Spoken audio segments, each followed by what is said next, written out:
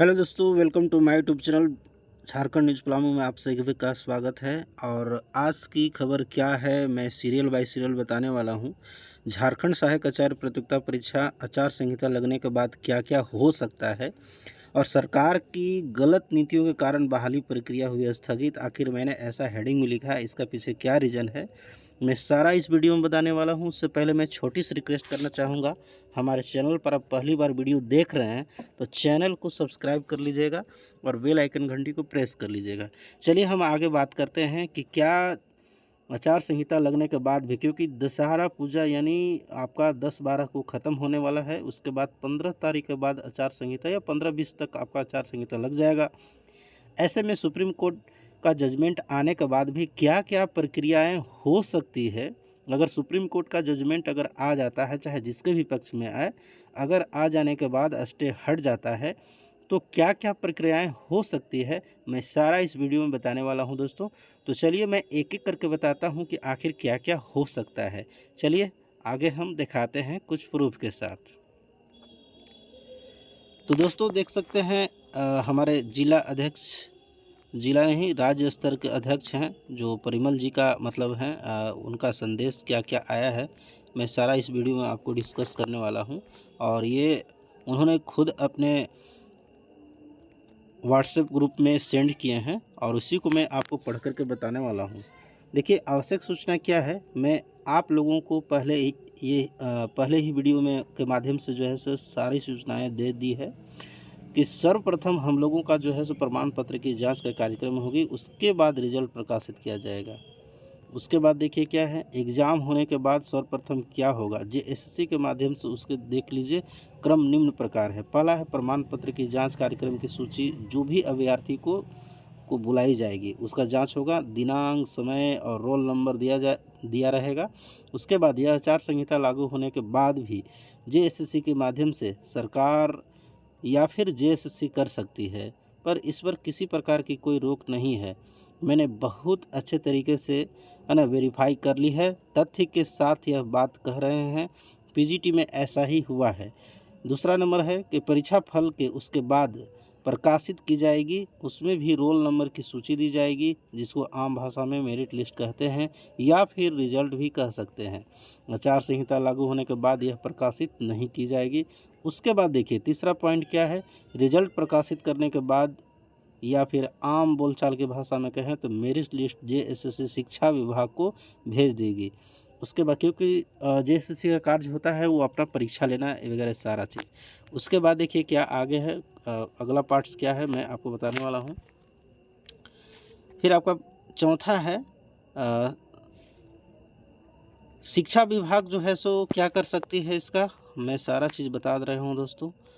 शिक्षा विभाग यानी 24 जिला में उसे रिजल्ट को भेज दीजिए, यह भी आचार संहिता में नहीं हो सकता है। देख लीजिए आचार संहिता में क्या नहीं हो सकता है, तो यानी शिक्षा विभाग 24 जिला में उसे रिजल्ट को भेज दीजिए, यह भी आचार संहिता में नहीं हो सकता है। उसके बाद पांचवा है शिक्षा विभाग जिला स्थापना समिति को सभी कुछ भेज देंगे, यह भी आचार संहिता में नहीं हो सकता है। ये सारा पॉइंट नहीं हो सकता है। उसके बाद छठा है जिला स्थापना समिति पुनः सभी को डॉक्यूमेंट वेरिफिकेशन डीवी के लिए बुलाएगी, तो ये भी मतलब एक प्रश्न उठता है, तो मैंने बुला सकती है। सातवां नंबर है फिर जिला स्थापना समिति उसे लेटर के आलोक में नियुक्ति पत्र वितरण करेगी, यह भी आचार संहिता में नहीं हो सकता है। उसके बाद क्या है जजमेंट। अब देखिए जजमेंट की बात रहा, जजमेंट आने के बाद अगर उसमें सुप्रीम कोर्ट के तरफ से कोई डायरेक्शन रहेगा तो आचार संहिता में स्पेशल प्रोविजनल के साथ कुछ भी हो सकता है। अनुच्छेद 142 के तहत सुप्रीम कोर्ट में असीम पावर है। उसके बाद थोड़ा हम लोगों को और इंतज़ार करना पड़ेगा, किसी के अफवाह में आना ना आवे। और यह सारी चीज़ शिक्षा विभाग जेएसएससी इलेक्शन कमीशन जो भी है, इलेक्शन कमीशन के मैनुअल के अनुसार से पता करने के बाद आप लोगों को सूचित कर रहा हूँ। ये हैं परिमल कुमार प्रदेश अध्यक्ष। तो ये सारा चीज़ उम्मीद करता हूँ आप लोगों को समझ में आएगा। मेन पॉइंट आपका जो बातें बताई गई, ये सारा चीज़ इसमें मुख्य रूप से था।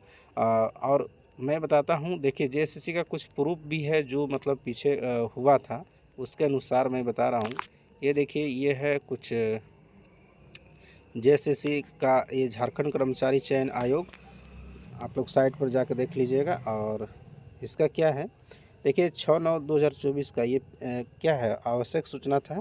इसमें स्नातकोत्तर प्रशिक्षित यानी पीजीटी का जो बहाली हुआ था, तो 1 नंबर में क्या हुआ था, ये सारा चीज़ लिखा हुआ है। प्रमाण पत्र, स्नातकोत्तर प्रशिक्षित, प्रतियोगिता परीक्षा 2023, नियमित भर्ती एवं बैकलॉग सभी का यानी वाणिज्य, अंग्रेजी, अर्थशास्त्र इत्यादि सारा हिंदी विषय के लिए अल्प सूचीबद्ध अभ्यर्थियों को प्रमाण पत्र के जांच आयोग कार्यालय कालीनगर बगान नामकुम रांची में इतना तारीख 2024 से मतलब किया जाना था। ये पीजीटी की बात है। तो 1 नंबर में यानी डॉक्यूमेंट वेरिफिकेशन होगा। उसके बाद दूसरा नंबर में क्या हो सकता है, प्रमाण पत्रों की जांच का कार्यक्रम। ये आपका जिसका भी रोल नंबर रहेगा वो दिया रहेगा, उस तरह से बुलाया जाएगा। उसके बाद दूसरा नंबर में क्या है, झारखंड कर्मचारी चयन आयोग स्नातक प्रशिक्षित, यानी दूसरा नंबर में क्या हुआ था, यानी 14/6/2024 का देख सकते हैं। आपका प्रमाण पत्र है, ये आपका प्रमाण है, एक तरह से परीक्षा फल फिर निकला है ना, यानी निकला है स्नातकोत्तर प्रशिक्षित शिक्षक प्रतियोगिता परीक्षा 2023 नियमित एवं बैकलॉग विज्ञापन संख्या इतना के अंतर्गत स्नातक प्रशिक्षित हिंदी जो भी मैंने दिया हुआ है, मेघानुसार चयनित अभ्यर्थियों का क्रमानुसार परीक्षाफल नियमित प्रकाशित किया जाता है। उसके बाद उनका रिजल्ट प्रकाशित किया जाता है। और विषय हिंदी है, इसी तरह से अलग अलग अपना अनुसूचित जाति या अनुसूचित जनजाति सबका इस तरह से निकलेगा।